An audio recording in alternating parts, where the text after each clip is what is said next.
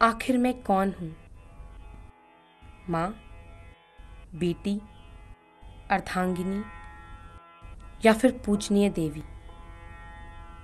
धार्मिक ग्रंथों के सुनहरे पन्नों ने मुझे देवी कहा और लोगों ने कठपुतली बनाकर घर की 4 दीवारी में कैद कर दिया, लाचार बनाकर सड़क पर छोड़ दिया। मेरी खूबसूरती को सरेआम बाजार में नीलाम किया गया। मेरी खामोशी के तले मेरे अधिकार दफन होते रहे और मैं चुपचाप सहती रही, क्योंकि मैं एक औरत हूँ, सिर्फ एक लाचार औरत। कि औरत के हुकूक उतने ही हैं मर्द पर जितने के मर्द के हुकूक हैं औरत पर। Male and female, Adam and Eve had been created as equal beings. Sikh धर्म में स्त्री जाति का स्थान वो मर्द जाति के बराबर ही है। यत्र नार्यस्तु पूज्यन्ते रमन्ते तत्र देवता। जहाँ नारी की पूजा होती है वहाँ देवता लोग भी रमन करते हैं। ये आंखें इंसाफ ढूंढ रही हैं।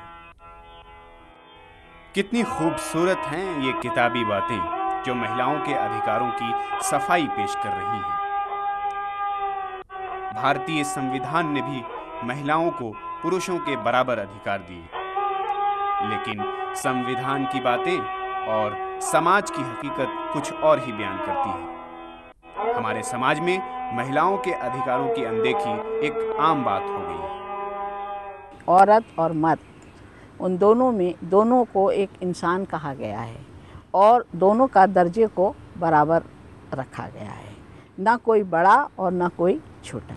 मर्द का ओहदा ऊंचा और औरत का मर्द से नीचा है। ये एक आम पब्लिक की रीत बन चुकी है। मर्द अपने आप को बहुत भारी समझता है, औरत को बहुत गिरा हुआ समझता है। आप चाहे कुछ भी करें, शराब पिए, जुआ खेले, औरत रखे, कोई भी ऐप करे, कोई औरत को कहने का हक ही नहीं। अगर कहे तो वह पिटेगी, उसके साथ जुल्म होंगे।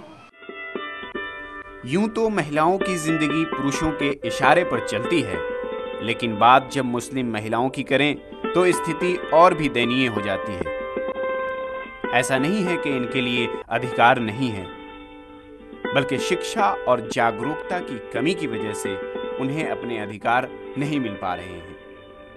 ऐसे में तथाकथित धार्मिक गुरुओं द्वारा बताई हुई बातें ही इनके लिए पत्थर की लकीर बन जाती है। वलहुन्ना मिस्लुल्लज़ी अलैहिन्ना बिल मारूफ। तुम्हारे ऊपर औरतों की भी हुकूक उतने ही हैं जितने के तुम्हारे हुकूक औरतों पर हैं, बेहतरीन तरीके से। ना तो मेरे शौहर मेरा कहना मानते हैं, ना मेरी बात मानते हैं। शुरू से 19 साल हो गए मेरी शादी को, यही चक्कर चल रहा है। इस्लाम एक ऐसा धर्म है जो शांति और सद्भाव का संदेश देता है। कुरान में पुरुष और महिला दोनों के अधिकारों का विस्तार से उल्लेख किया गया है। आम लोगों की धारणा बन चुकी है कि इस्लाम महिला विरोधी धर्म है, जबकि कुरान में महिलाओं को आर्थिक, राजनीतिक, धार्मिक सभी तरह के अधिकार पुरुषों के बराबर दिए गए हैं। हकीकत तो ये है कि इन अधिकारों के बारे में महिलाओं को पता ही नहीं है। हर हैसियत से जायदाद में औरत का हक है, हर हैसियत से।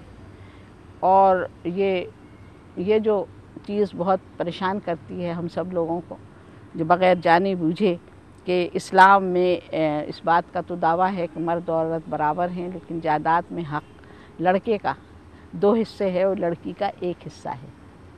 तो ये तो एक बात हुई कि उसका 1 हिस्सा है, और उसका हिस्सा होने की वजह ये है कि औरत को जायदाद में चाहे हक हो, चाहे उसका मेहर हो, चाहे वो ख़ुद कमाए, चाहे वो ख़ुद तिजारत करे, हर चीज़ में वो अपने पैसे की ख़ुद मालिक है।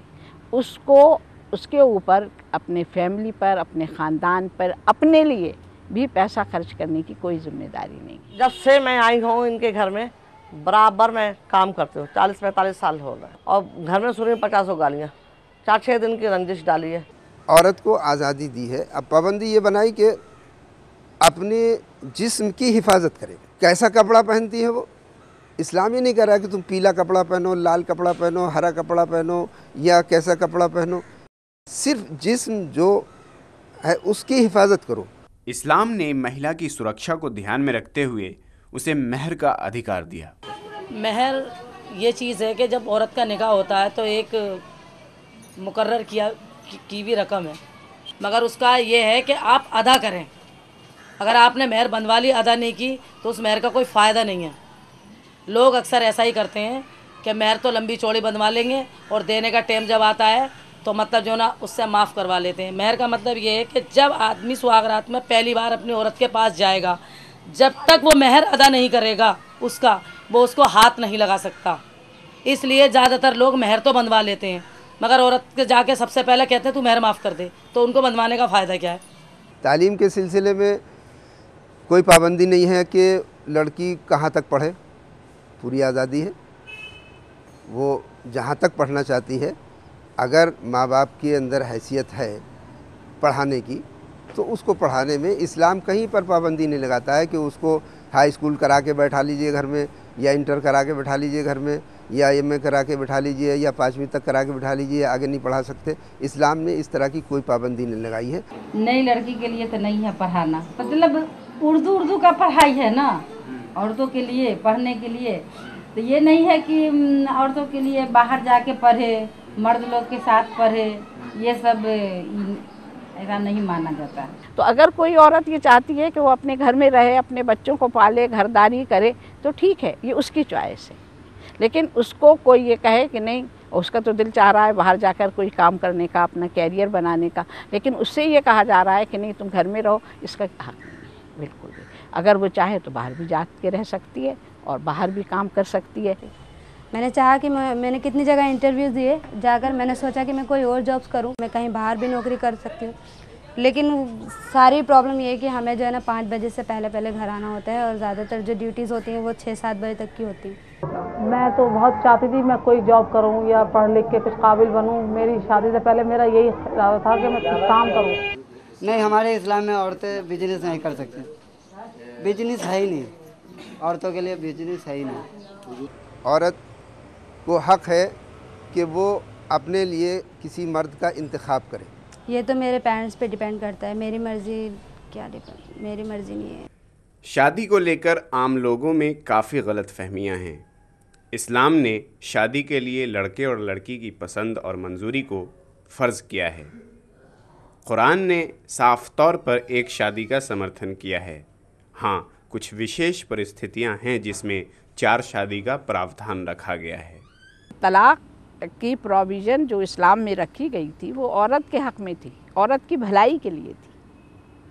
इसलिए कि मर्द जो है अगर उसकी औरत से ताल्लुकात ख़राब हो रहे हैं अपनी बीवी से और उसकी नाचाकियाँ बढ़ रही हैं और गुजारा नहीं हो पा रहा है, लेकिन तो वो उसको अपने साथ ही रखेगा और उसको सताएगा, परेशान करेगा। तलाक को आज लोगों ने मजाक बना लिया है। खुदा की नज़र में ये सबसे नापसंदीदा चीज़ है। इसके लिए इस्लाम ने 3 महीने का वक्त दिया ताकि पति और पत्नी आपस में सुलह कर सकें। इसके बाद भी अगर वो अलग अलग रहना चाहें तो पति को तलाक देने का हक दिया और पत्नी को खुला लेने का।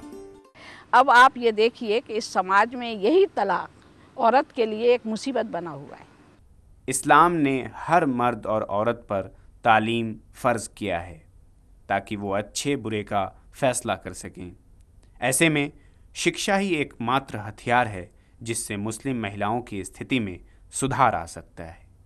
मजहबी तालीम जो है वो उस आसान ज़बान में औरतों को देनी चाहिए, औरतों को क्या मर्दों को भी देना चाहिए। यही कहना चाहूँगी कि परिवार में लोगों को, लड़कियों को भी आगे बढ़ाना चाहिए और सब अपनी अपनी बेटियों को पढ़ाएं ताकि वो अपने पैरों पर खड़ी हों और कुछ बनकर दिखाएं ताकि समाज में बदलाव आए। हर लड़की पढ़ी लिखी होगी तो परिवार भी पढ़ा लिखा होगा।